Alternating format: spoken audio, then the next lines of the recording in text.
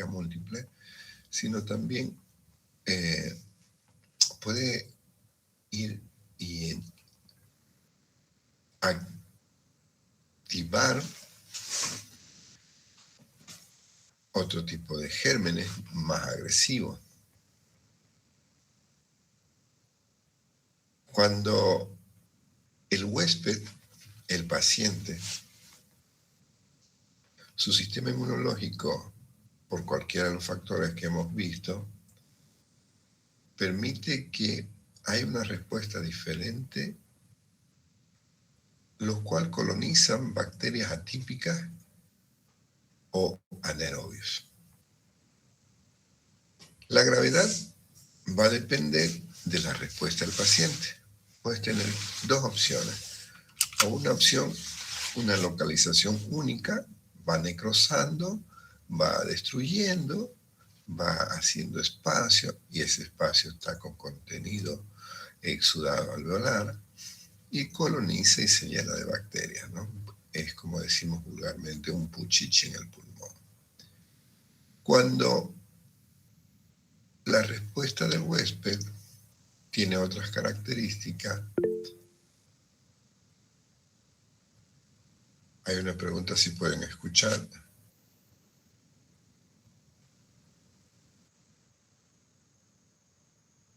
Es que alguien en el chat, una compañera, pregunta si pueden escuchar. Pareciera ser que ya lo está escuchando. O las soluciones. Entonces les decía de que en este otro grupo de pacientes, donde hay una respuesta inmunológica no apropiada, comienzan a destruirse en varias partes y dan necrosis y áreas como características de un diámetro especial por debajo de los 2 centímetros y que son múltiples. Eso complica para cuando queremos hacer el tratamiento. Ustedes saben que absceso drenado es absceso curado. Entonces, puchichi curado es porque lo drenaste. Entonces, en estos pacientes, cuando es único, es más fácil localizarlo para poder drenar. En cambio, cuando son múltiples, pues no hay que drenar, no es rogar que el antibiótico pueda cubrir y ayudar a ese cuerpo a defenderse. Entonces, cuando encontramos este tipo de situaciones en el parénquima pulmonar, lo primero que tenemos que plantearnos, ¿es primario o es un secundario? Por ejemplo, si el paciente está con cuadro neumónico, con características infecciosas que pueden transmitirse por la vía aérea, obvio que podríamos pensar, ¿no? Entonces, las características fisiopatológicas y etiológicas son similares a lo que ocurre con la neumonía. La misma forma de contaminar el aparato respiratorio puede ser por cualquiera de las vías y llegar a complicarse con la lesión específica purulenta, ¿no? Entonces, a veces cuando, por ejemplo, festejaste mucho, tomaste un poco, eso hace de que te duermas y el reflejo glúteo cambia, ¿no? Entonces, si tienes un vómito, va a haber contenido que puede pasar. Y no necesitas muchas cosas, solo necesitas 10 millones de unidades formadoras de colonia. Ahí hay un error, el 16, el 106 es 10 elevado a la 6. Entonces, esas bocas que tienen caries, esas encías que son inflamadas, esas faringes que tienen procesos inflamatorios bacterianos, pues son focos para poder aspirar, ¿no? Pero también Habana basta. Él escucha puerta y quiere comida. Entonces, hay otras causas, por ejemplo, una trombosis o un émbolo bronquial puede ir a obstruir cierta área del parénquima y al no recibir tejido o al no recibir fluidos como es la sangre, ese tejido pues va a perder vitalidad. Y esa pérdida de vitalidad, esa necrosis, ese cambio en los tejidos, más la activación de nuestros macrófagos, vamos a ver que puede fácilmente colonizar con una bacteria y comenzar a hacer esas destrucciones necróticas que se convierten en abscesos o microabscesos, ¿no? Entonces, fíjense en la radiografía que les estoy presentando.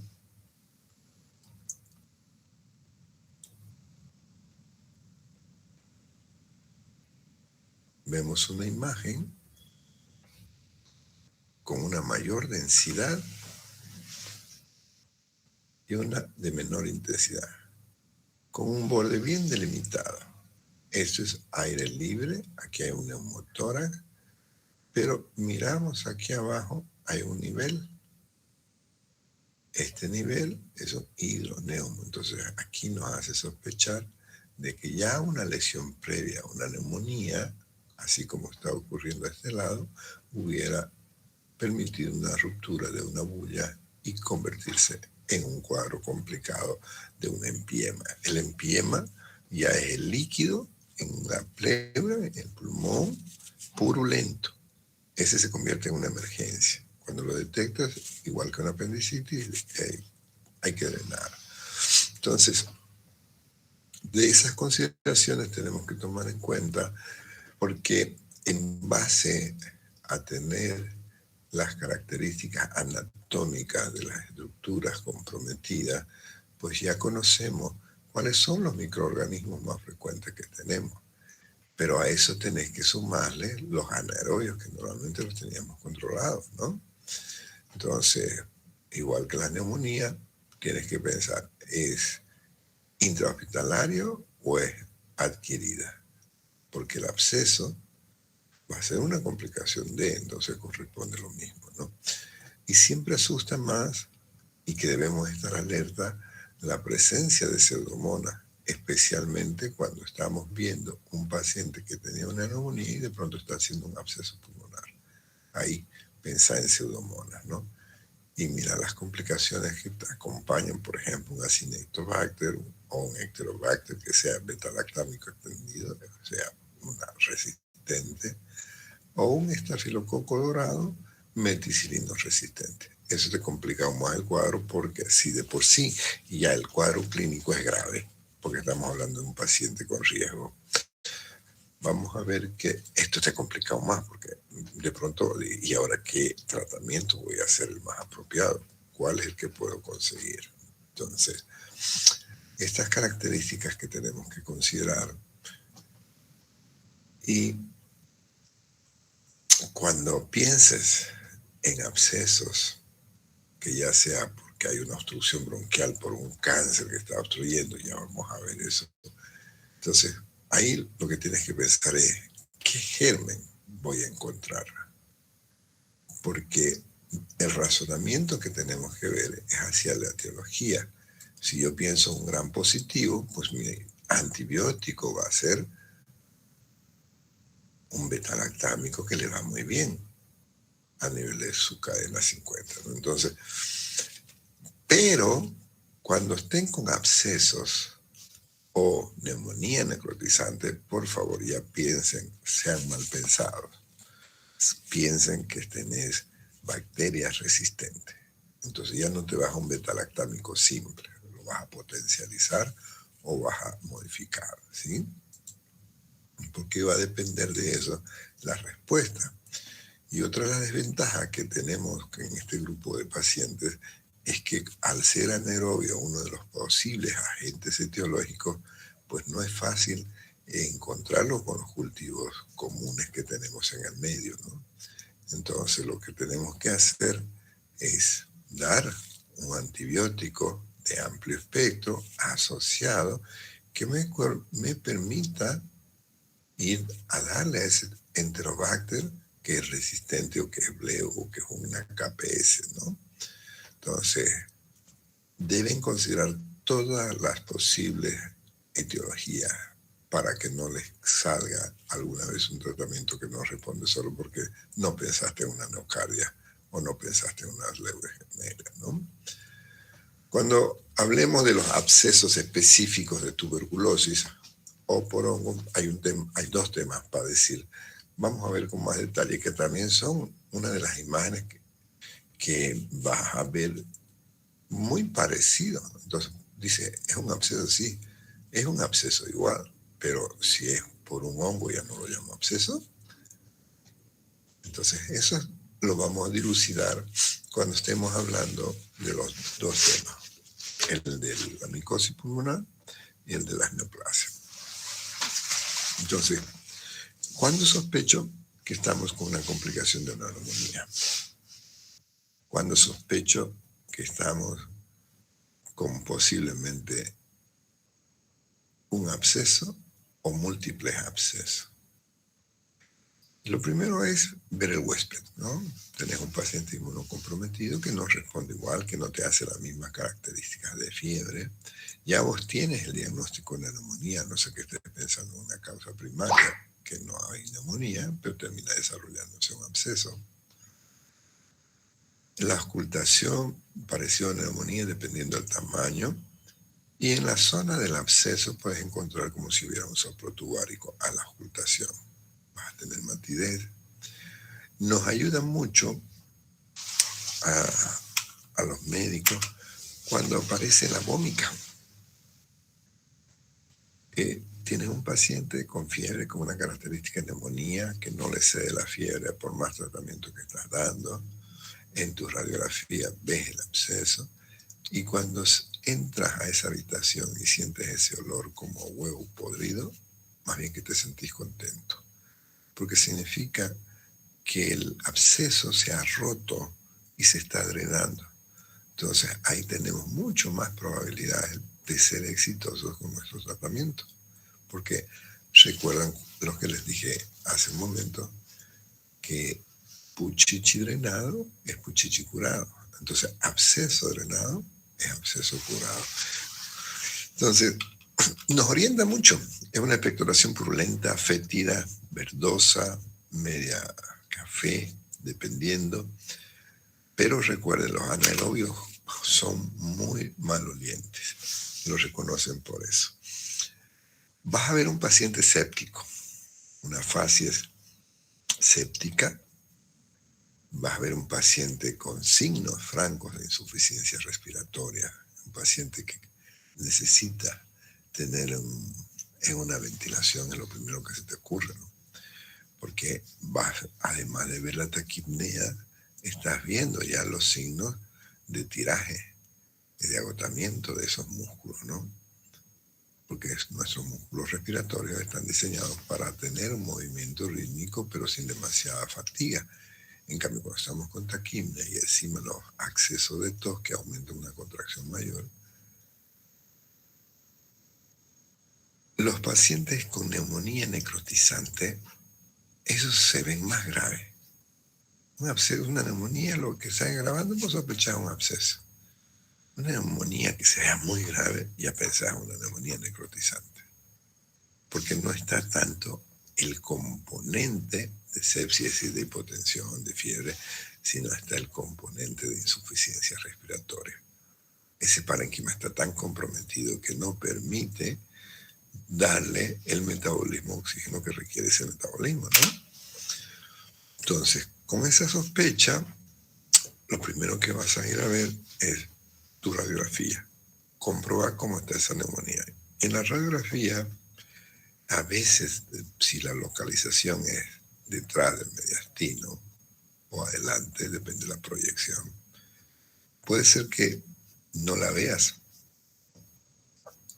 Por eso que cuando hay dudas es mejor ir directamente a solicitar una tomografía axial computarizada de tórax. Vamos a ver que el laboratorio, si tienes un huésped, un paciente que todavía tiene defensa, hay tendencia a leucocitosis que no se den con desvío a la izquierda, vas a ver callados y segmentados. Entonces ese es un parámetro, pero si tenés un paciente muy delicado con comorbilidades, a veces su sistema no responde y no tienes leucocitosis, más bien hasta puedes tener leucopenia. Como el cuadro de anemia habitualmente ha sido prolongado, por eso es que está con el absceso, hay consumo de eritrocitos, siempre y cuando no sea en el primario, porque en el primario no da tiempo para que desarrolle ese paciente la anemia.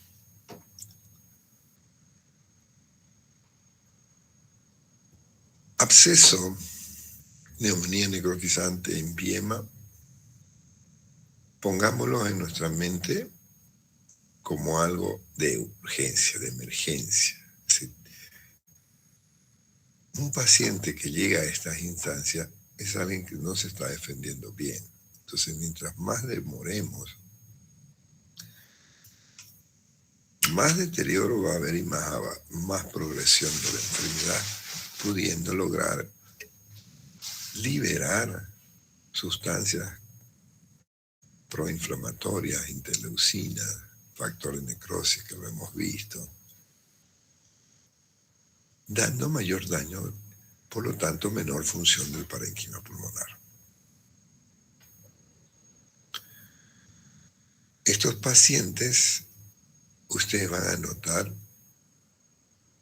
que tienen notoriamente necesidad de oxígeno, porque hay signos muy sugestivos como la cianosis, la taquipnea, esos movimientos respiratorios, entonces ahí está. Pero sumale a lo que estás viendo las manifestaciones que provoca la sepsis, porque una estás viendo la neumonía, insuficiencia respiratoria, ok, pero la sepsis, ¿qué otras manifestaciones, qué otros signos estás tomando en cuenta? La piel fría, sudoroso, una piel fría con un llenado capilar lento, te sugiere una mala circulación, perfusión.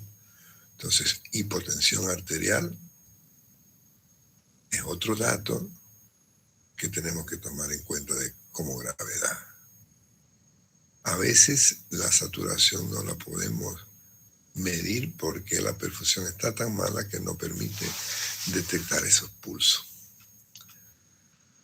Entonces, cuando vos confirmas con tus imágenes de qué se trataba en esta radiografía, que no tiene marca, que está discretamente asimétrica, está centrada, proyección PA, en inspiración y de pie.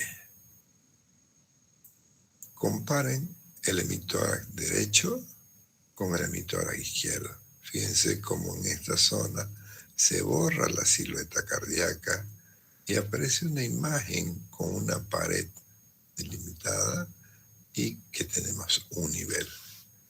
Eso es un absceso. Aquí más fácil reconocerlo. Condensación, infiltrado, son imágenes de densidad de qué color, densidad agua, tejido, y encontramos un nivel en la base, como es una placa de pie, y fíjense que no hay ningún otro componente, ninguna otra afectación. No, cuando haya dudas, pidan una lateral. En la lateral van a poder determinar si la lesión es anterior o posterior. Aquí tenemos la tráquea, el esófago arriba. Aquí tenemos una imagen cavitaria, densidad agua al fondo, con nivel. Esto es absceso pulmonar. No se olviden, ¿sí? Nivel con lesión pulmonar. Sospechamos complicación. Esa complicación se conoce como un derrame paraneumónico que se convirtió en un empiema. Farreras nos muestra un ejemplo clásico, bien delimitado. Hoy, con las tomografías, es mucho más fácil reconocer lesiones pequeñas. El hemocultivo, para tratar de encontrar el germen en la bacteremia, no siempre se lo ha podido encontrar, pero en general lo pedimos. Al igual que la tinción de Gram, el cultivo de esputo, lo tenemos que pedir sabiendo que En estos casos, más bien voy a buscar procedimientos invasivos como una fibrobroncoscopía para entrar lo más cercano posible, guiándome por una ecografía o un EBUS o una tomografía simultáneamente para poder acceder directamente al sitio donde está el absceso y tomar una muestra. Eso es lo ideal, pero no siempre es posible. Y en los casos de neumonía necrotizante, ni que te digo, no es fácil llegar. Entonces, cuando hacemos una actualización up-to-date, que es una base interesante, si la combinas con Open Evidence, siempre vas a estar actualizado. Cuando hablamos de neumonía, hablamos de tratamiento 7, 12 días, 14 días, 21 días, ¿no? Aquí con estos pacientes en terapia intensiva por vía parenteral vamos a poner hasta 30 días. Y con dosis altas. Si antes íbamos con 8,75, en estos casos triplica. Andate a 3 gramos. Y ya no cada 12 horas, andate cada 6 horas.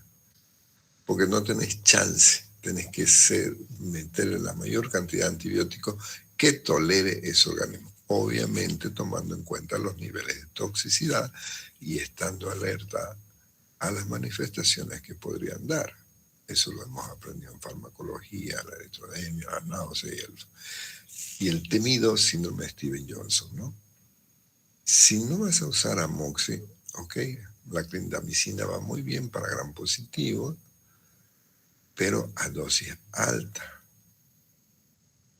Y cuando terminas de alta, lo dejas mantenimiento con amoxi, con ácido clavulánico, una cada 12 horas.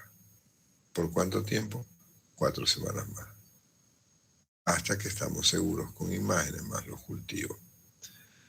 Cuando estamos con anaerobios, más que el metronidazol, es mejor la penicilina la sódica.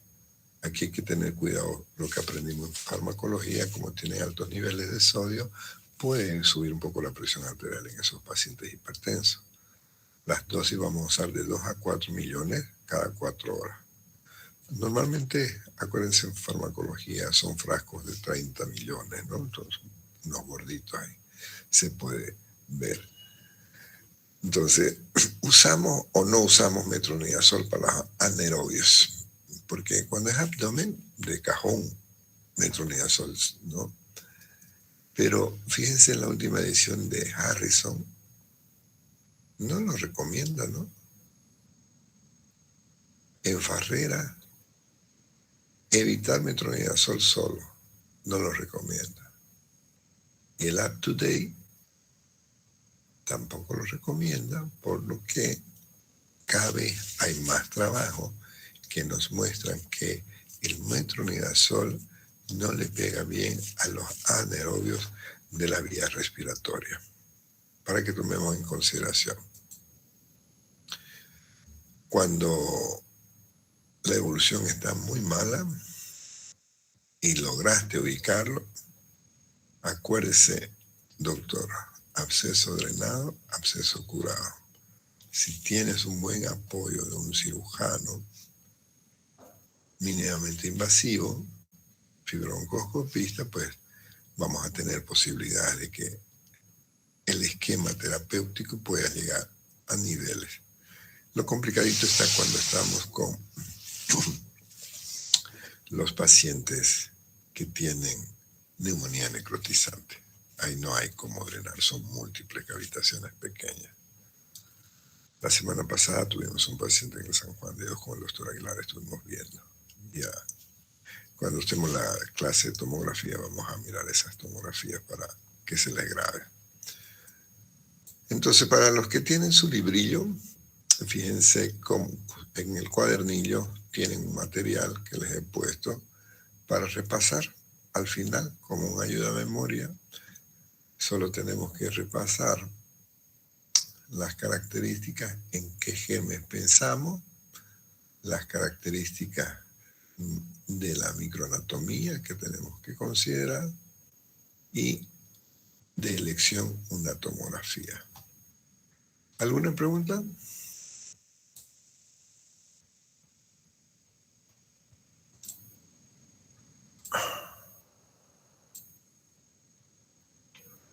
Activen sus cámaras, por favor.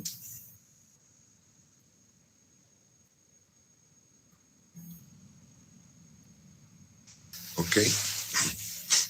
Vamos a quedar aquí, no porque para que vamos a ver el partido, no, no, que no se crea eso. Es porque estamos resfriados. Entonces, vamos a disfrutar del mundial. Nos vemos en la siguiente clase. Que tengan buenas noches. Buenas noches. Gracias. Hasta luego. Hasta luego.